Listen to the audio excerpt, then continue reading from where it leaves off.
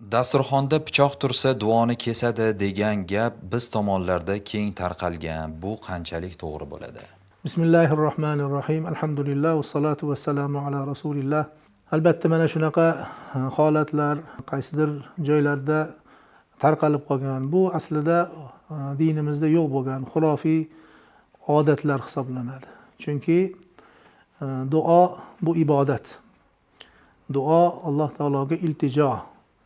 Shunday ekan bu moddiy narsa bo'lmish, moddiyot uchun ishlatiladigan pichog'imiz bu duoni kesmaydi. Balki duoni ijobat bo'lishligini alohida shartlari bor.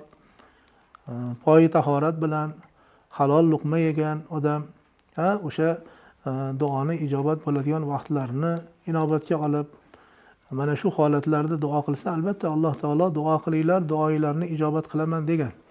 Lekin bu yerda pichoq bo'lsin, boshqa narsalar duoni kesadi. Shuning uchun duo qilayotgan paytda dasturxonda pichoq turmasin yoki tig'lik narsa turmasin degan gaplar bu dinimizda yo'q bo'lgan xurofot ishlar.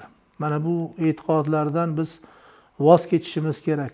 Bu e'tiqod bizni e'tiqodimizni to'g'ri emasligidan dalolat bo'ladi. Biz bu narsalardan o'zlarimizni ehtiyot qilishimiz kerak. Allohu a'lam bis-savob.